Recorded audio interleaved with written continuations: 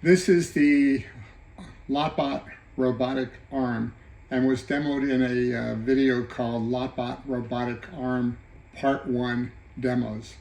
For anyone that has not seen the demos, one of the demos exchanged uncooked chicken eggs that might interest you. Another video called LotBot Robotic Arm Part 2 Components and Connections discusses the structure of the robotic arm and its connections, as well as the microcomputer and other components in the base of the robotic arm. This video, called LotBot Robotic Arm Part 3 Code, is a line-by-line discussion of the code that controls the robotic arm and resides in an Arduino MKR WiFi 1010 microcomputer. There's a fourth video that was referenced during the demos that discusses my robot controller that is used to send commands to the robotic arm and is called LotBot Quadrupod and Hexapod Robot Controller, a Raspberry Pi Arduino ESP32 Node-RED MQTT project. I mentioned all the components in the title mainly so whoever's going to view the video will know that there's a lot of different components discussed. These videos can be found in my YouTube channel called LotBot Robotics. Well, this is the code. We start off with the include wire.h. That's to set up the I2C bus. And then this line over here is Adafruit SH110X.H. That's for the display, the 1.3-inch display. And evidently, when you include this one, a lot of the documentation says to include this Adafruit GFX.H. I think that's for the special effects. This is the define line for the display object, and that's what I reference every time I go to send something to the display. Oops. I include a cell stepper. I use that for the functions to move the stepper around. And the one here says I'm using the stepper driver that A4988. If you saw the components part 2 video, you would have seen the A4988. And then the pin 3 is for the steps, the number of steps you're going to move it. And then pin 2 is for the direction, whether it's going left or right. Include the servo. That's because I have 3 servos, 1 and 2, and then the 3 is for the grabber. The messages that can cut.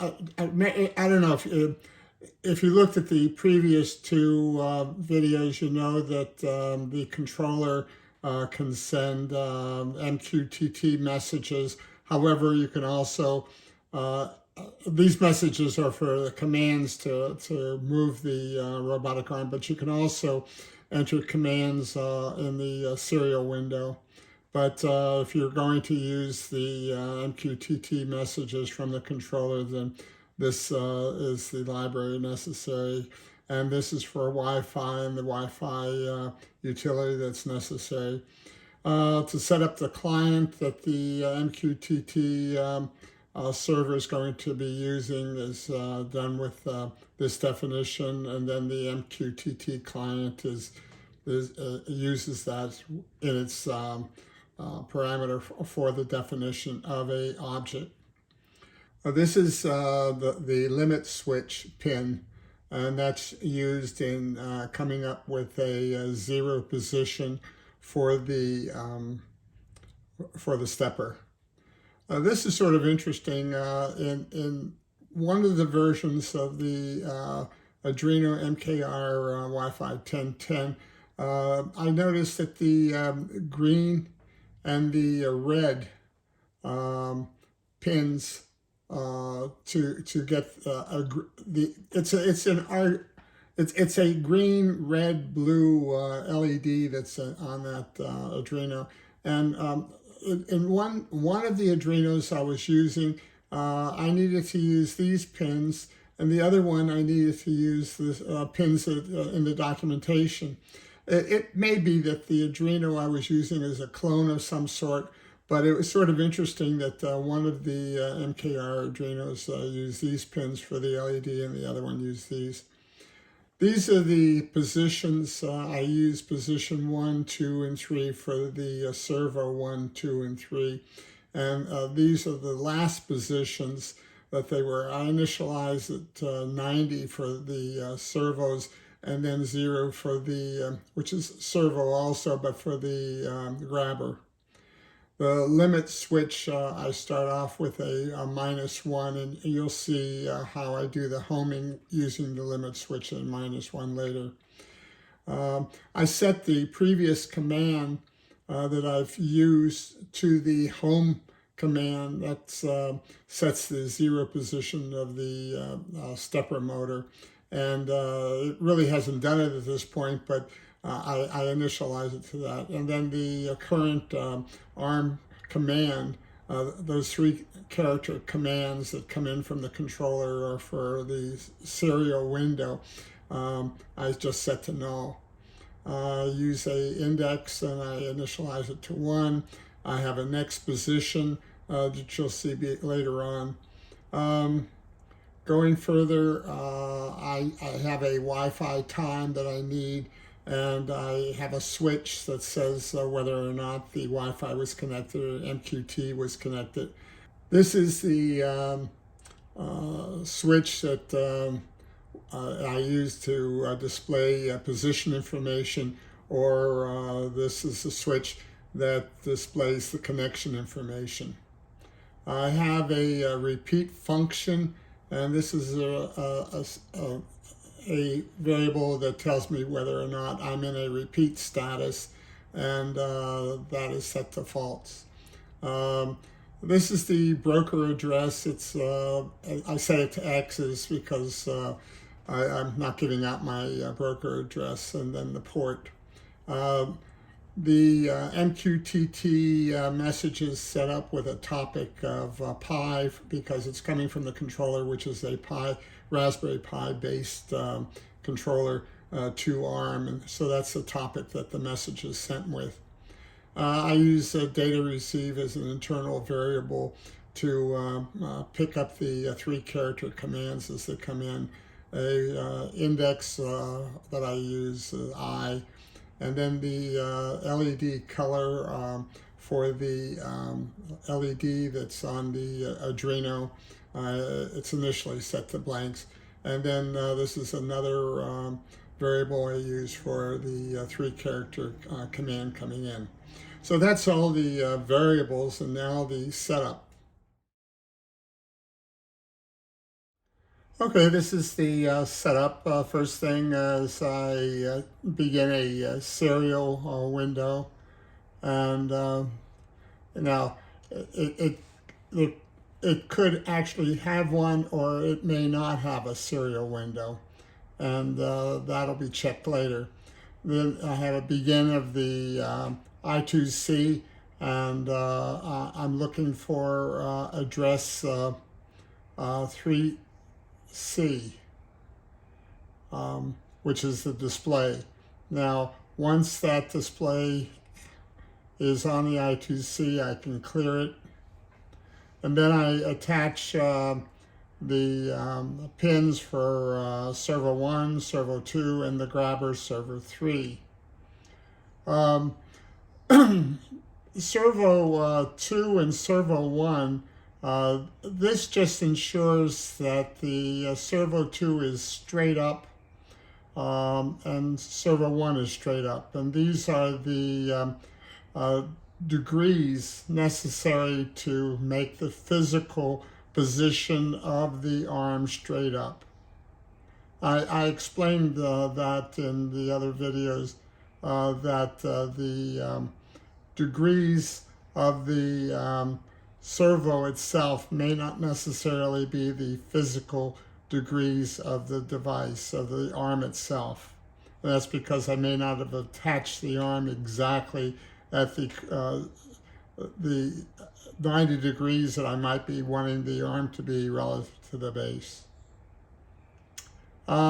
Setup index 1 to 1, because what I'm going to do in this loop is go through this 3 times, and really I'm delaying for 3 seconds, because each time it goes through it delays a second. And what it's doing is it's setting up the text, making the text white, setting the cursor of the 1.3 screen to 20, and printing the index. So it comes out with a 1, 2, 3, and you may have seen that in the videos.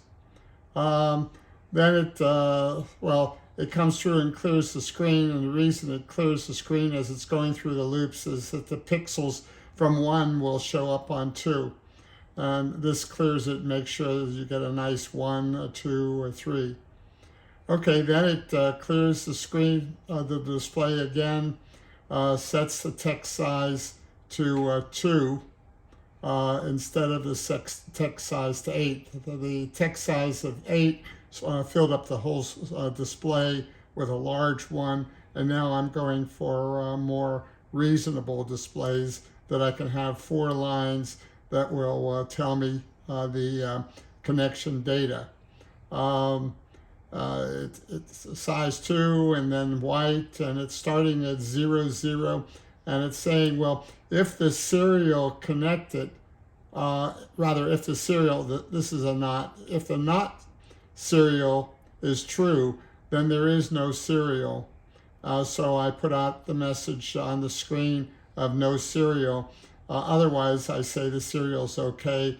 This causes the display to actually happen. Okay, now I'm doing a Wi-Fi drive. This is the way I've seen it set up to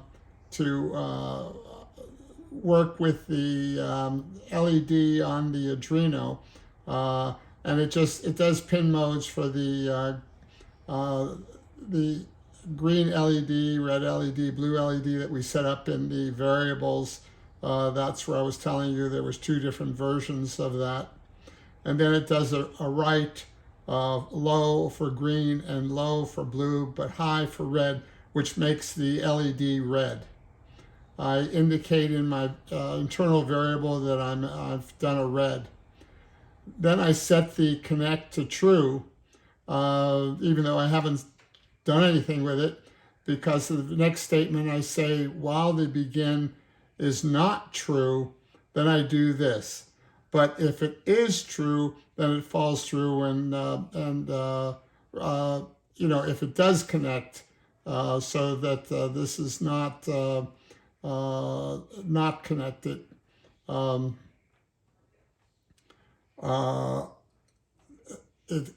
Anyway, it is true. So, but if it isn't connected, in other words, this begin is not equal to connected, then I put out a point on the serial print. I delay for a second. I go through, and this just lets me go through this 10 times. If it's greater than 10, then the connected is false, so that if I check the switch, I know I'm not connected, which I do right here. I say the Wi-Fi is not connected, so I put out a message that, if it is true, rather, I put out a message saying that you are connected, and change the internal LED to blue from red, indicate the internal variable set to B, and then on 016, I set network equal to OK. Now, if this was false, if the connected switch was false, then it says no network. Continuing, If the Wi-Fi was connected, then I could start looking at the MQTT connection. That I simply specify it as true, and then I say if the connection wasn't made because of this knot, then I say could not connect, and I put out the MQTT message, and I put out a no MQTT on the display and set the switch to false. Now, if the connection was made, then I put out MQTT is okay. And I put on the serial port that I'm connected to the MQTT broker, and I set the LED to green by this high, and turn off the red and blue, and set the internal variable to G. I also subscribe to the topic. That says that I'm now waiting for any messages that come in from the Pi to ARM topic that we set in the variables. However, if this MQTT connection is not true, then I put out no MQTT. Now you've seen these messages when I did the demos. I showed you what happens if there was no MQTT connection, no Wi-Fi connection, and no serial connection. In this case, if there's no MQTT, I set that to false. Now, what this does is it begins the I2C and for the Arduino, and it sets the Arduino to 12. Now, it's not really needed because there's no I2C messages going to the Arduino. The Arduino is going to be sending information that we set up above in the begin, but it's not going to receive any, so the address is really not that important.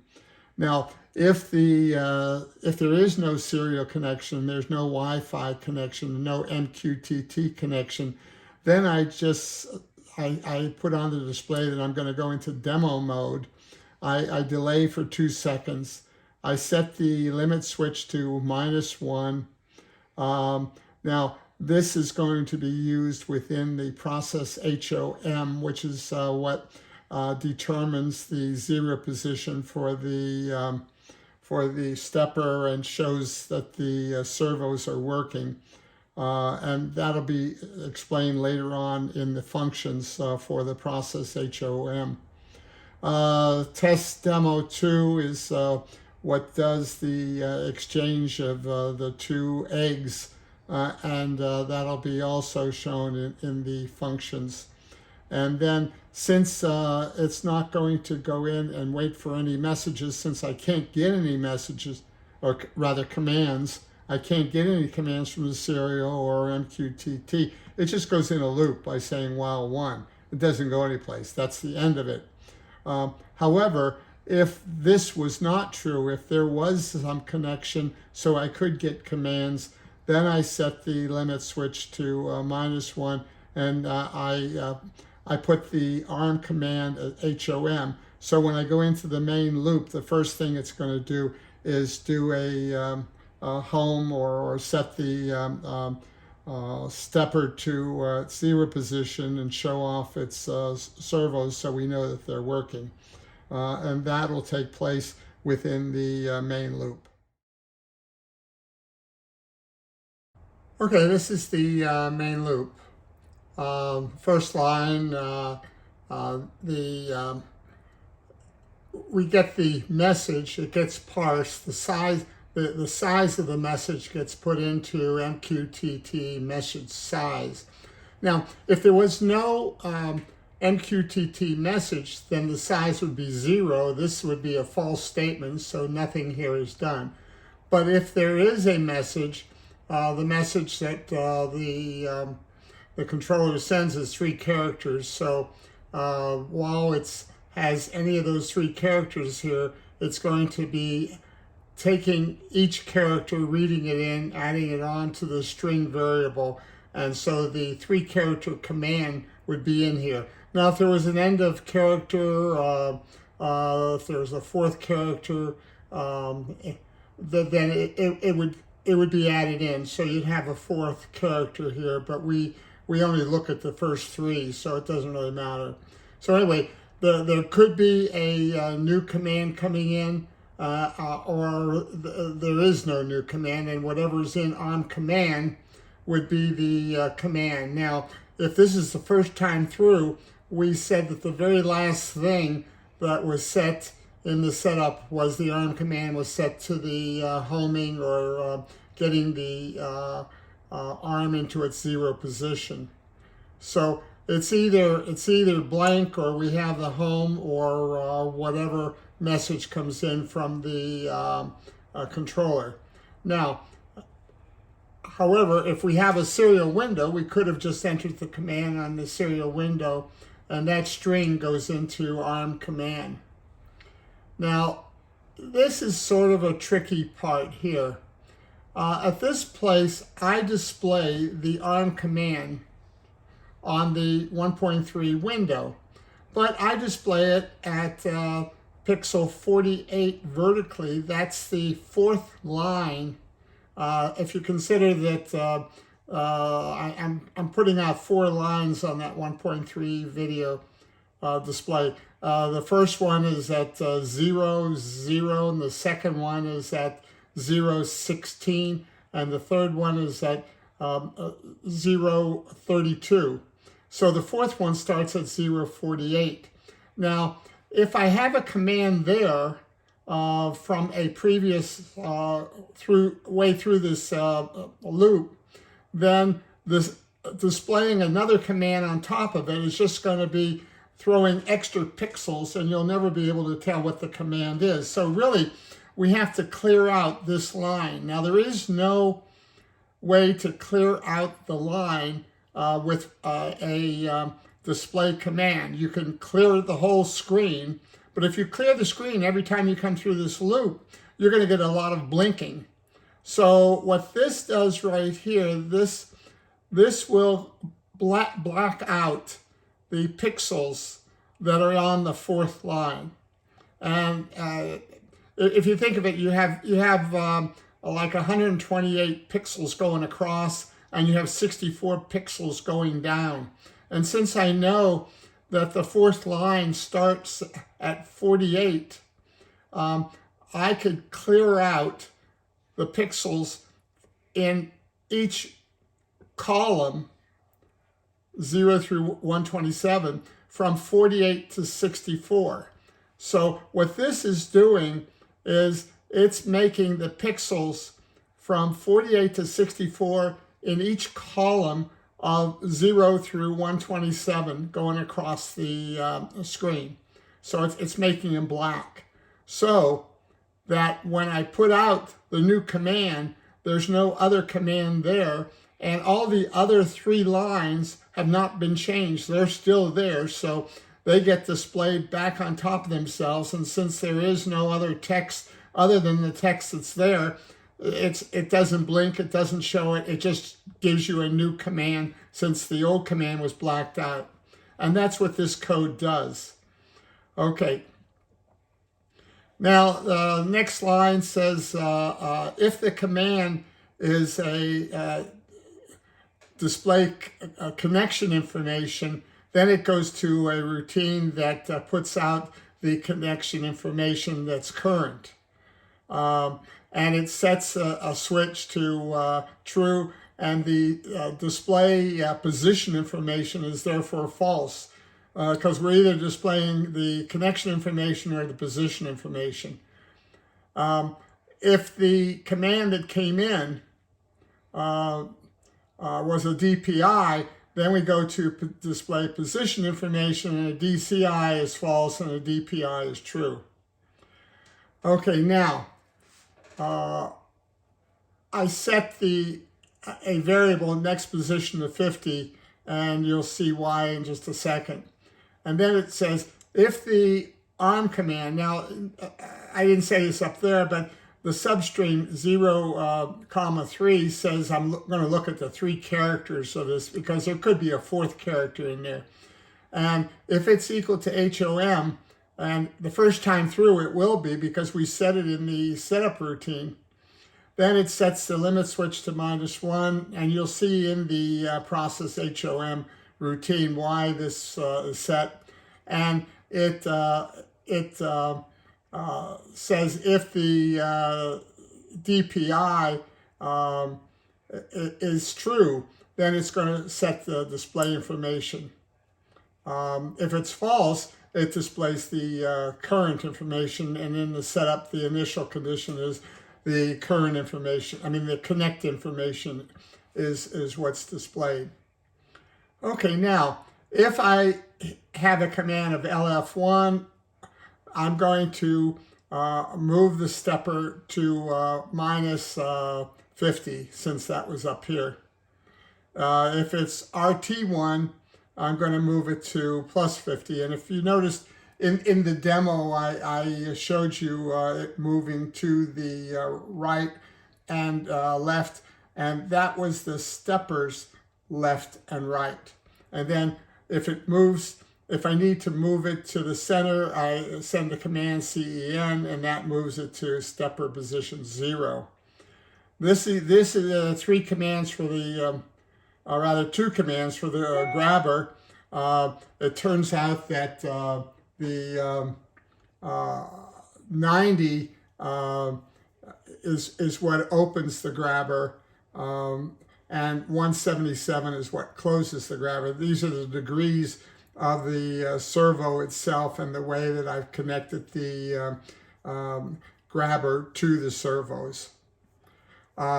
If I'm looking at the grabber, either one of these, and the first character is G for those, and I'm displaying, I want to display the position information, then I go to display position information. If I'm looking at servo 1, and I want to move it up a very specific position, I move servo 1 to 118. That moves it straight up. If I want to move it down, I move it to 20. If I want to move it backwards, I can move it to 180. And again, if it's S1 and the DPI is set to true, then I display position information. Same sort of thing with servo 2, up, down, and position information is equated to using 0 degrees or 90 degrees. DM1 sent over, then it's test demo 1. You'll see later on in the functions. DM2 goes to test demo 2, and DM3 test demo 3. These were the 3 demos that were in the part 1 demo video, and part 3, of course, is just twice demo 2. Now here's an area that on the you can enter these commands in the serial window, or you can just select them from the controller. And what plus means that I'm going to be adding 1 degree to servo 1. I'm going to be adding 5 degrees to servo 1. I'm going to be adding 10 degrees to servo 1. I just used Roman numerals here for the 1, 5, and 10. If it's a minus here, I'm going to be subtracting that. Servo 2, same sort of thing. We have +1, +5, +10, -1, -5, -10. And with the grabber, the same sort of thing. I'm going to be adding 1 degree, 5 degree, 10 degrees, or subtracting 1 degree, 5 degrees, or 10 degrees. Now, this is the stepper, and this is going to be in steps, so that if I have a plus SI, I'm going to be adding 1 step, or 5 steps, or 10 steps, or subtracting 1 step, 5 steps, or 10 steps. Of course, these functions, the move stepper functions, the move grabber functions, move server to, and move, those are all functions we will be going through later. This line says,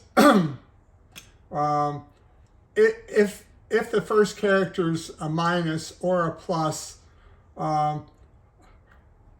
and I'm displaying I have the switch set to DPI, display position information, then I use the routine that shows the position information. If the string that came in was an RRR, what I do is I set a Boolean variable to true, and what this says is the very next command that comes in, then I can repeat it. I keep repeating it until a new command of SSS comes in. Okay, so that the repeat switch becomes false. This line says if the command was a DPI, or I'm sorry, it was not a DPI and not a DCI, and it wasn't equal to null, then I save the command.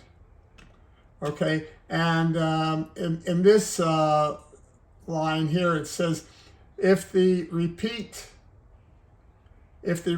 switch is not true, then I set the ARM command to nulls. Otherwise, if the repeat command switch was false, was true, then this doesn't get set, and whatever command was there last will be repeated again because it's still set in the ARM command. I hope that was clear, but some of that could be a little confusing. Anyway, that is the loop, and if you have any questions, you could just put them in the comments, and I'll try to respond to them, because this code is a little bit tricky.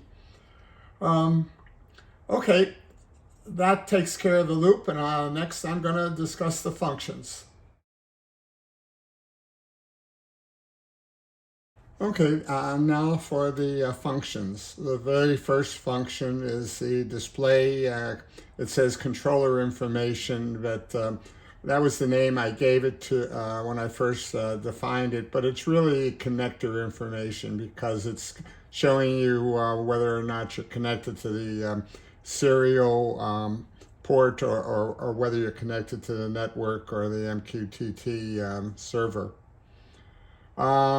Okay, we'll just see the display controller information, but it's really connected. Okay, first thing it does is it clears the display. It goes to text size of 2, which gives me the 4 lines of on the 1.3 screen. Sets the text to white. Checks. It'll put the 4 lines out at 0, 16, 32, and 48. It checks to see if there is a serial. If not serial is true, then there's no serial. Otherwise, there is a serial. So it puts out the proper messages on the display. If the Wi-Fi connector switch was true, then it puts out network okay. Otherwise, if it's not true, then there is no network. The MQTT switch is checked to see if the MQTT broker was set up correctly, and if it is, it's okay. And then otherwise says no MQTT. And then the on line 4, it puts out the previous command, and the display is what really writes all this information out. It really doesn't get written out with the display print line. It really gets written out when you do the display. Okay, the function to put out the display position information. clears this display, sets the text size, sets the color, puts out on the first line, it puts out the step position. It gets it from the stepper object, picks up the current position and puts it out online. On the second line, it puts out the server 1 in degrees, and the S1 last is the last degrees for the server 1. The same with servo 2, picks up the last from S2 last, and from the grabber it picks up the SG last. And then all of those lines are set up, and the display actually does the print. Test demo 1. Now, these numbers for each of these functions that this function uses are based on where the physical robotic arm ends up, and the degrees necessary for each of the servos and grabber and steps for the stepper. So, these will not necessarily be the correct numbers for anything if you did this, mainly because the way you make your connections to the servos could cause these numbers to be different. But these are the calls that did the demo for demo 1. So if I look at it, I put a delay in there, I set the next position to 50, that'll make it go to, the stepper go to 50, which faces right, move to the right egg rather. And that is actually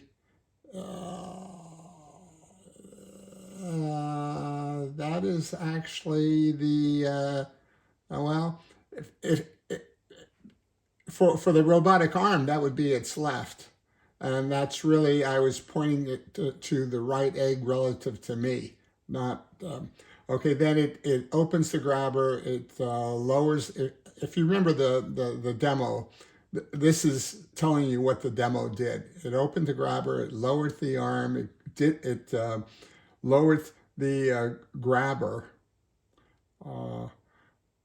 and then it closed the grabber on the egg. Then it little delays between these steps to make sure that they complete correctly. Then it moves to the center. The stepper moves to the center. Then it opens the grabber. By opening the grabber, it dropped off the egg, and then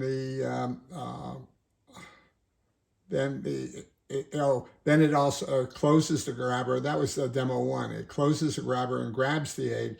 Then it raises the arm. Oh, okay. Now this is you'll notice that over here this is 24, and over here it's 22. And what happens is my surface that I'm working on is actually an uneven table. So if I left it at 22, it might hit the pad instead of being up enough that it can the arm could move past the pad. So I changed it. Of course, you learn these things by just running the demos and seeing the position information on the screen. Okay, then it moves to the left pad, and it opens the grabber, raises the arm.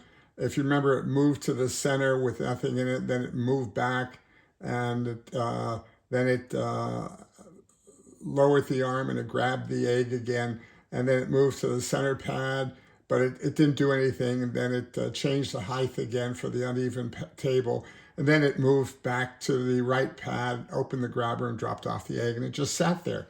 So it sat there open. That was demo 1. Now in demo 2, the steppers move to 50, and it goes to the right egg. It opens the grabber, it lowers the arm, it lowers the grabber, it closes the grabber on the egg. It moves to the center, opens the grabber. This is where it dropped off the egg from the right side to the center, and then it raised the arm and it goes to the left egg, and then it, the uneven table again. And then it closes the grabber on that egg, it raises the arm, and it moves to the right egg pad. And that's where it took the left egg and moved it to the right. Then it goes back to the center. Well, it lowers the arm, it opens the grabber. It raises the whole arm up. And it moves to the center pad, and it lowers the arm, and it closes the grabber on the egg, raises the grabber, moves to the left pad, raises the grabber because of the uneven table. This time I said 23. I'm not sure why I didn't say 24. Then it opens the grabber to release the egg, and it raises the arm. And this is where it goes back up. It lowers the grabber. That's by lowering the grabber, that's the top, the second servo. So it lowers that unit that's holding the grabber. Then it raises the grabber, opens the grabber, and closes the grabber. And this is where it's back at the same position it would be if we were doing the homing. Demo 3 is just twice Demo 2. It does Demo 2, it does a half-second delay, and then it does Demo 2 again.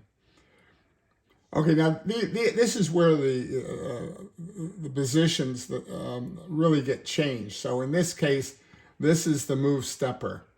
And you'll see a lot of serial prints. I do a lot of debugging. When I have a serial window, I can print out different debug steps. So in this case, when I say move stepper, it's going to move it to a certain position.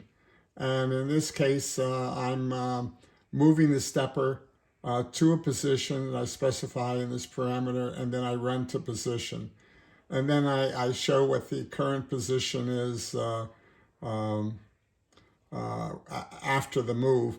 And in this case, if I'm trying to display position information, I'll execute the display position information function. Okay, I'm going to move servo 1 in degrees. Now, the stepper is a very specific step count, so I can move to that position very easily just by specifying it. In the degrees, if I gave 80 degrees, I could have a problem because sometimes when you give it a bigger number, the actual position for where it is can go bad. So what I like to do is I like to go from the current position or the last position to the new position by steps of by 1 degree. That actually gets me to the new degree position I want to be at, and it gets me there fast enough, and it works very nicely. So I go in degrees of 1. Okay, here I'm just printing out some initial information, the number of degrees I'm going to, and the last position. Now, if the last position was less degrees than where I want to go to, then in order to get to the new degrees, I have to add by 1. So I have a little for loop that goes from the last to the new position plus 1. I do that in degrees of 1. And then I have debug statements commented out. But this is the actual write of the 1 degree, and then it delays 15 seconds. And this may sound like it's going to take a long time, but if you saw the demo, you'll know that when I do the moves, they're very fast. And if I try to make it any faster, I may have problems. In some cases, you can overshoot. Okay, in this, if the last position was less than the new position, I increment by 1. If the last position was greater than the new position, I decrement by 1. So the same thing. And then at the very end of each of the loops, I save the last position. And then some more debug statements. Servo 2 is exactly the same function except for servo 2.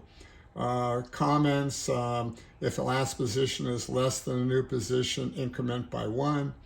If the last position is greater than the new position, I decrement by 1.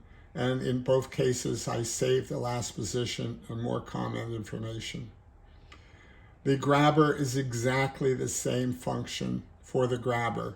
The comments, the last position being less than the new position, increment by 1 in the for loop, and save the last position. And if the last position was greater than the new position, I decrement by 1, save the last position, and more comments. Okay, this is the last function. This is where I set the 0 position for the stepper at the very beginning when I turn on the robotic arm. And of course, I have some comments. I ensure that the robotic arm is straight up. Servo 1, 118 actually makes the physical position of the arm at 90 degrees. So 118 degrees on the servo 1 actually sets the arm into a 90 degree position relative to the base. Okay, I set the limit switch pin, that was pin 1, to input, and the input pull-up ensures a high voltage. And the reason I want a high voltage is I'm going to be moving the base to the limit switch until the limit switch is turned off, and when it's turned off it becomes a low voltage and or ground actually, and then I check for that later on.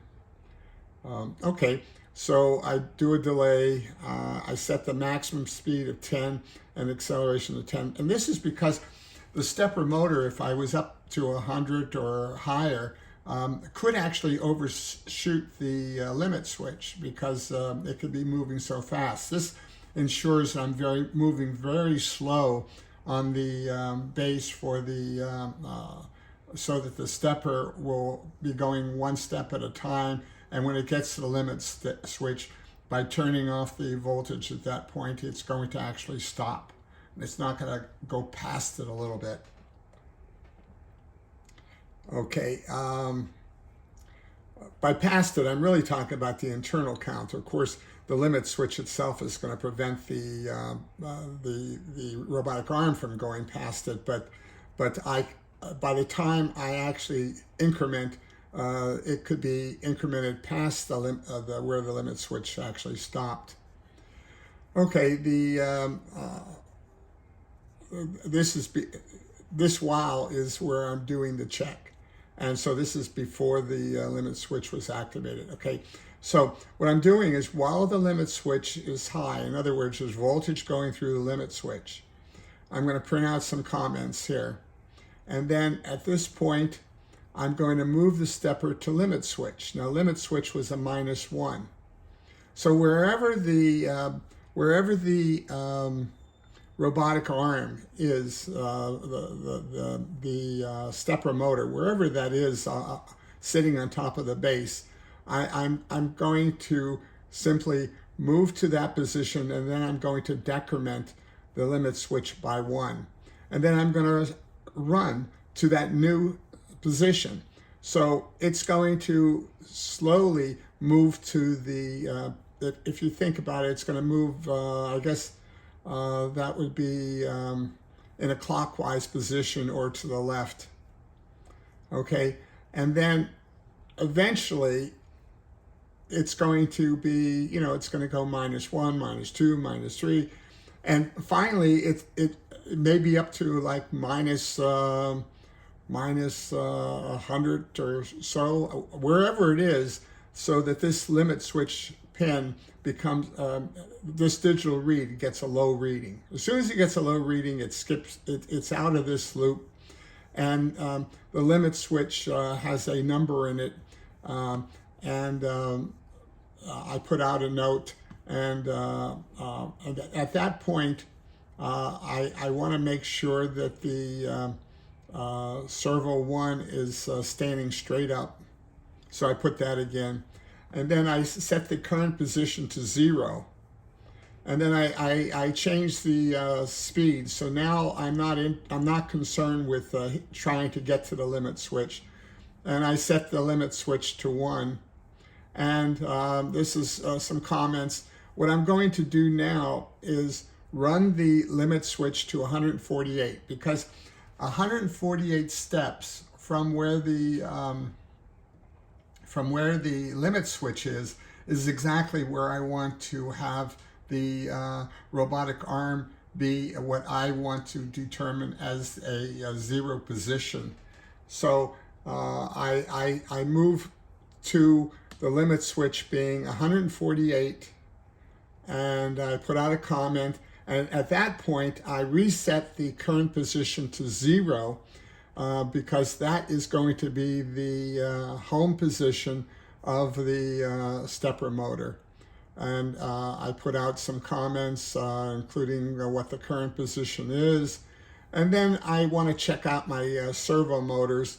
So I take the servo 1 and I move it all the way backwards, and I bring it back forwards, and then I bring it straight up. And the second servo that lowers the grabber, I lower it to 90 degrees and I bring it back up to straight up. And then I open the grabber and I close the grabber. And if you remember the when the power is turned on for the robotic arm, or I select the initial positions, this is the sequence that the robotic arm goes through. And that's the code. If there's any issues with understanding the code, and a couple of my mumblings throughout the code, I can clarify that if you have any questions. Outside of that, I hope this has been beneficial to someone, and thanks for watching.